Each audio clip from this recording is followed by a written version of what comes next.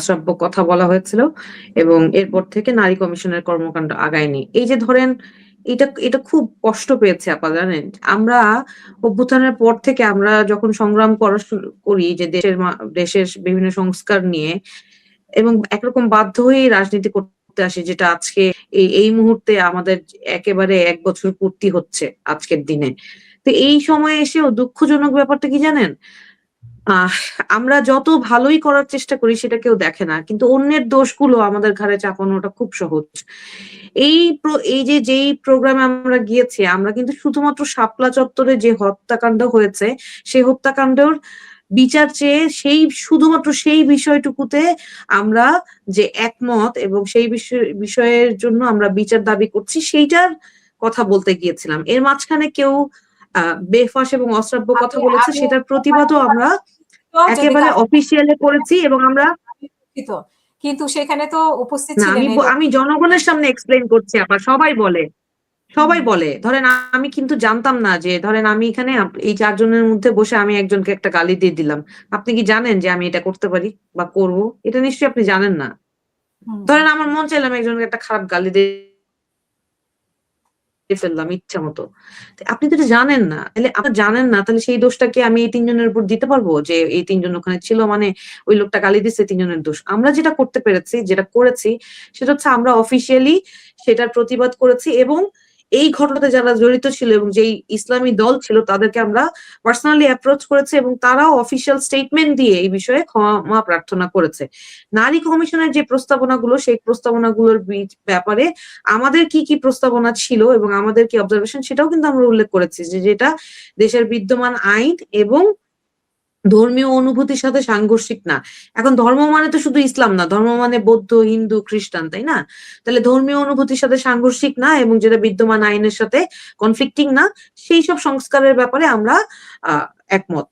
এবং নারীর ক্ষমতায়ন না, নারীর অধিকার যতটুকু সেই অধিকারের জায়গা থেকে নারীকে যতটুকু সহযোগিতা করা দরকার সেই জায়গাটাতে যাতে ব্যবস্থা নেওয়া হয় সেই প্রস্তাবনাগুলোর সাথে আমরা একমত, এটা আমরা স্পষ্ট করেছিলাম। আচ্ছা এখন আপনি যে প্রশ্নগুলো করছিলেন যে আমরা ইলেকশন ইঞ্জিনিয়ারিং নিয়ে আমাদের কি মত, জামাত বিরোধী দল কিনা, আপনাকে কে বললো যে জামাত একা বিরোধী দল? বিরোধী দল তো আমরা। আপনি এই যে ১৫ দিন হলো নির্বাচন শেষ হয়েছে, সবচেয়ে বেশি সরকারের কার্যক্রমকে তদারকি করা, চেক এন্ড ব্যালেন্স করা এবং সেইটা নিয়ে কথা বলা, সরকার যাতে ভালোভাবে কাজ করতে পারে সেটার জন্য সহযোগিতারও আশ্বাস দিয়েছি। আবার ভুল করলে সেটা নিয়ে কথা বলবো। সেই কাজটা তো এনসিপি করছে। তাহলে আপনারা বিরোধী দল জামাতকে কেন বলেন? বেশি সিট তাই? আমি সরি মানে বিরোধী জোট। না আমি বলি ধরেন জামাতের সাথে তো আমাদের ইলেকশন বিরোধী জোট বলতে গিয়ে বিরোধী দল। আচ্ছা জামাতের সাথে আমাদের একটা নির্বাচনী আচ্ছা জামাতের সাথে তো আমাদের নির্বাচনী জোট হয়েছিল কিন্তু আমরা তো তখনও স্পষ্ট করেছি যে আমরা এনসিপি নিজের রাজনীতিটাই করবে। আমরা মধ্যপন্থার রাজনৈতিক দল, আমরা আমাদের রাজনীতিটাই করব। আমাদের রাজনীতিটা কি? আমরা দেশে অনিয়ম দুর্নীতি এবং রাজনৈতিক দুর্বৃত্তায়নের বিরুদ্ধে দাঁড়াবো। আমরা আগ্রাসন বিরোধী আন্দোলন করব। আমরা যে ন্যায় বিচার নিশ্চিত করার জন্য জুলাই সনদ বাস্তবায়নের জন্য যা প্রয়োজন সবই আমরা করব। আমরা ছায়া মন্ত্রিসভা করব এই ঘোষণা দিয়েছি। কেন করব? যে ধরেন ৫০-৬০ জন মন্ত্রী যারা আছেন তারা যে কোথায় কি কাজ ভালো করছেন সেটাও ভালো হলে ভালো বলবো। যে ফ্যামিলি কার্ড দিচ্ছে সেটা নিয়ে বলেছি যে এটা মানুষের জন্য একটা উপকারী পদক্ষেপ, কিন্তু কার মাধ্যমে দিচ্ছে সে আবার নিজের দলের লোককে দিচ্ছে না সেটা তো আমাকে বলতে হবে। না বললে তো ভাইরা বলবে যে কি আমি এই যে একটু আগে ভাই বললেন যে আমি কাকে অ্যাপয়েন্টমেন্ট দিব আমি তো আপনাকে জিজ্ঞেস করব না। তাহলে বলবে আমি কাকে কার্ড দিব আমি তো আপনাকে জিজ্ঞেস করব না।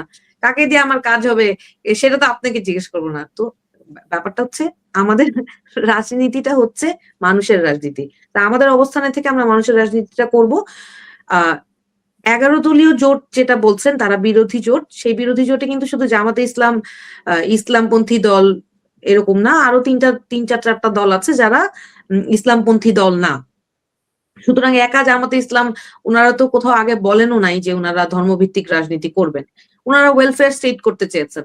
এবং আমি এই পর্যন্ত এই ১৫ দিনে উনাদেরকে সরকারের কোনো ধরেন বিতর্কিত কাজ নিয়ে উনাদেরকে বিশেষ কোনো আলাপও করতে দেখি নাই। কেন দেখি নাই এটাও একটা আক্ষেপের জায়গা আছে।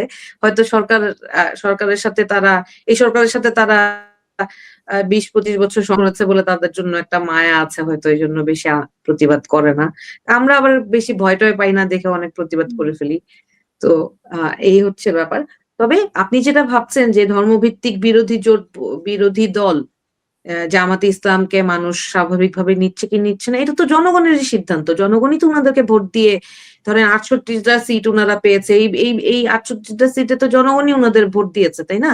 তাহলে উনাদেরকে তো আপনি নাকচ করে দিতে পারবেন না।